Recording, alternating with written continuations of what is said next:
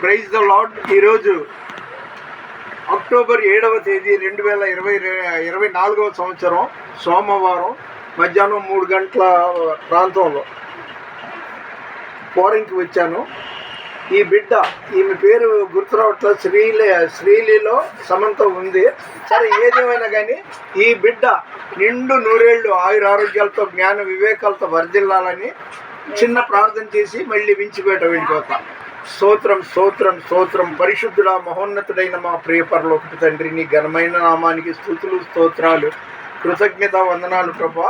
అయ్యా, ఇదిగోనైనా నీవిచ్చిన బహుమానం ఈ బిడ్డ ప్రభా. ఈ బిడ్డకు శిరస్సు నుండి అరికాలి వరకు పరిపూర్ణ ఆరోగ్యాన్ని, జ్ఞాన వివేకాల్ని, పూర్ణ ఆయుష్ను అనుగ్రహించి ఇలాంటి పుట్టినరోజులు ఇంకా 100 చేసుకోవటానికి సహాయం చేయమని, ఈమెతో పాటు ఈమె సహోదరుడిని, తల్లిదండ్రులని, కూడి వచ్చిన పెద్దమ్మలు, చిన్నమ్మలు వాళ్ళందరినీ, వారి కుటుంబాలని దీవించమని ఈరోజు ప్రత్యేకంగా ప్రభువా, ఇది యెహోవా ఏర్పాటు చేసిన దినము, దీని యందు ఉత్సహించి సంతోషించుదామని 118వ కీర్తన 24వ వచనాన్ని జ్ఞాపకం చేసుకుంటూ ఈ బిడ్డను యేసుక్రీస్తు నామములో దీవిస్తున్నా. ఈ జీవితమంతా దీవెనలతో నింపబడును గాక.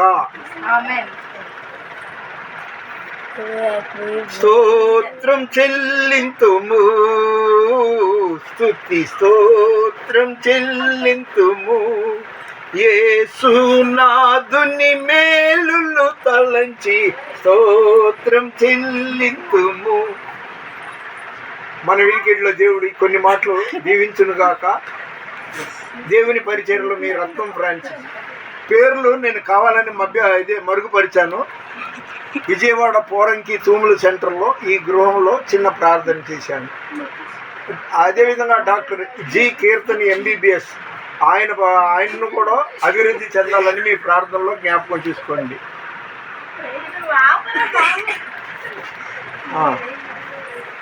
ఈయన మా అభిమాన నటుడు, మా కుటుంబంలో అందరికంటే పెద్ద వయసుడు కాబట్టి ఈయన గురించి ప్రార్థన చేయండి. చాలా మంచివాడు, రాగానే లటిక్కని పట్టుకుంటాడు.